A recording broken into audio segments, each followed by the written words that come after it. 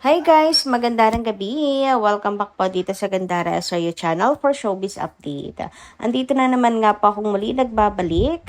Ang nagmamaganda ninyo kachismasang Kim Pao, wala na nga pong iba, ang lokareta si Gandara SRU upang magatid sa inyo ng latest update and fresh happenings patungkol kina Kim Chiu and Paolo Avellino. And para nga po sa gabing ito ang tatalakayin natin at pag-uusapan ay mayroon nga pong kinalaman dito sa paglipat po ng time slot ng The Alibay na kinalulungkot po ngayon ng mga Kim Pao Lancia. Syempre, di ba? Hindi po tayo masaya dyan kasi nung nakaraan pa lang una pa lang tayo po yung nagre-request na baka naman huwag niyo pong galawin ang time slot at wag naman agad-agad. Grabe, 'di ba? Wala pang 1 month, ganyan na po. Pero bago po tayo mag-start sa mga di pa nakaka-subscribe sa ating channel, maaari lamang na pindutin po niya subscribe button at notification bell natin na nariyan sa baba upang kayo po yung maging updated at ma-notify tuwing may bago tayong chika at balita hinggil sa Kim Pao. Basta mga balita na may kinalaman, kina Kim Chiu and Paolo Avellino, sagot na nga po natin yan. And nais din po pala natin magpasalamat sa ating mga ka-KP, mga ka-Kim Pao na nakatutok parati sa ating daily updates. So bilang pasasalamat, narito ang ilang mga comment na napili po nating basahin. So ang first commenter po natin ay si Ma'am Annalyn Hicap. Sabi niya rito, "Good evening Gandara, magiging second slot na sila sa April 6. Pero okay lang yan, susunod pa rin. Napakaganda na eksena ngayon. Akala ko ilang sayaw lang ni Estela ay napakarami pala niyang sayaw. Okay lang, sunod pa rin ako kahit anong oras niyan. Ilagay nyo. Madaling araw manonood pa din ako. Kim Pao forever." Susunod at susunod talaga ang Kim Pao Lancia no matter what. Wala naman duda doon. Patuloy po tayo magsusupport sa Kim Pao, di ba? Yun nga lang, sobrang nakakabigla. Buti nga lang si Kimi po, pinapakalma po tayo, mga Kim Pao Lancia. So kahit papaano, nahihimasmasan tayo kasi malaking bagay yung naging post ni Chinita Princess sa kanya pong ex upang, alam niyo yun, yung ating pagwawala, ma-post kahit paano, makahinga-hinga tayo.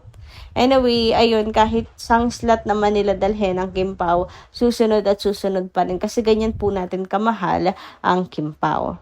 Anyway, sabi naman po dito ni Ma'am Susan Tenko, sabotahe sa Kim Pao ang ginagawa ng Nadine kay CANP. Ano po ibig sabihin ng camp, Nadine Camp, mula sa kanila ang mga pictures na lumalabas at sa FB account ni Nadine mismo.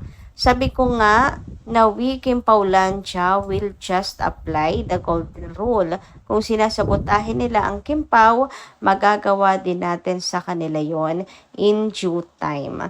Hindi naman siguro sabotage, madam, kung galing mismo kay Nadine na post kasi project niya yon, 'di ba? Yung sa project niya yon. I mean, ang project ng Kim Pao hindi pa naman po sinisimulan, 'di ba? Project niya yon, so meron po siyang karapatan na mag-post, Ma'am Susan Tenko. Ang hindi lang po natin matanggap ay yung mga nangyayari ngayon na para bang pumapabor sa pagkabuwag na ng Kim Pao yung nangyayari. Yung may solo project kayo si Pao. And kung mag-post man po ang kampo nila, wala tayong magagawa doon. Sa sila yung may ganap, sa sila yung may project, di ba? Wala po tayong control na sa bagay na yon. Hindi po siya sabotage. Pero nakakalungkot na parang pasolo na, pabuwag na ang dating. Kasi nga may solo project si Pao, tapos ang The Alibay, inurong na para bang initsapwera na lang ang The Alibay ngayon. Ganon-ganon na lang po nila, ilipat-lipat. Hay nako, lagi na lang po nilang ginagawa sa Kim Pao na hindi pwede, so dito na lang. Yung naalala niyo sa My Love Will Make You Disappear na kailang postponed, yung postponed yung tawag dito. Basta, nakailang postpone sila sa My Love Will Make You Disappear. Tapos, eto naman sa The Alibay. Kalilipat lang, ililipat na naman po ng time slot. Ay, nakakaloka mga ka-KP. Ano bang gusto nilang gawin sa Kim Pao? Panakiputas na lang ba talaga nila ang Kim Pao? Nalulungkot po ako na parang gano'n na po ang mangyayari ngayon. Parang ang baba na po ng tingin nila ngayon sa KP. Kasalanan to ng mga bashers na mga alte kung makasilip po sa ratings, wagas. Anyway, sabi naman ni Ma'am Dina La Fortesa, well-planned ang pagsira ng mga users sa Kim Pao. Totoo. Nalala niyo yung binasa po natin nung nakita po nating post na planado daw talaga nila yon kasi target daw talaga nila sirain ang Kim Pao's The Alibay, etc. At meron pang iba, may mga iba pa silang tinatarget kasi nga binabayaran daw sila doon, kaya hayaan na. Paano hahayaan? So, ayan, mukhang tagumpay po sila sa ginawa po nila sa The Alibay na palayas po nila sa 8 p.m. slot. Alam niyo kung sino yung mga users na sumisira sa Kim Pao? Nakakagalit? Huwag na ipilit ang Kim Pao kung means ang sumisira at management mismo. Sabi nga ni Kim, lahat sinungaling.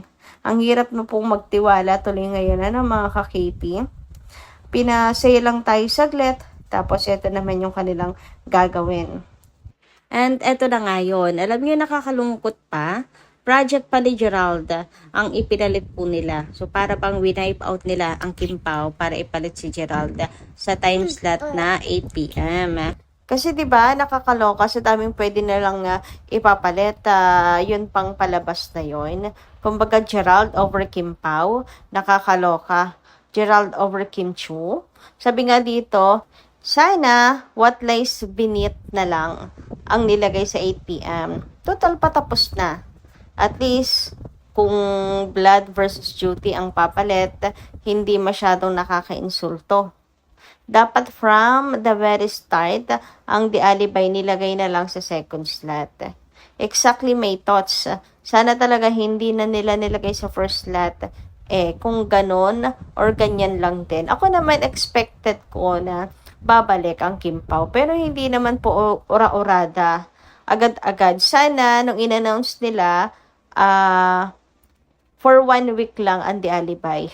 Nung in-announce nila na 8 p.m. pansamantala The Alibay ang ilalagay nila for 1 week.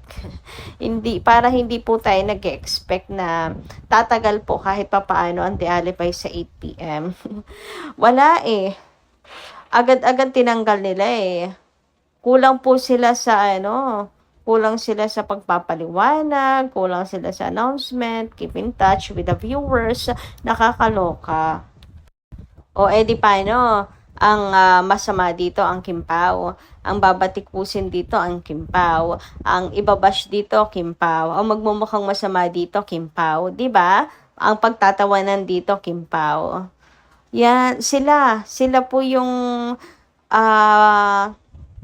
sila po yung mababato. Hindi po naman ang management. Ang Kim Pao po ang sasalo ng lahat. Sabi dito, kahit kailan ganyan naman yung tagalooban kay Kim. Walang pinagbago. Ang dami nang na-shoot na new series ni Budoy. Bakit hindi agad nilagay sa first slot after matapos ang Batang Quiapo? Original naman na sa second slot ang The Alibay. Hanggang ngayon, ang dami talagang ahas na nakapaligid kay Kim. Nakakalungkot na ganyan po ang nangyayari kay Kim Chu. Hindi niya deserve. Basta na lang itakwil.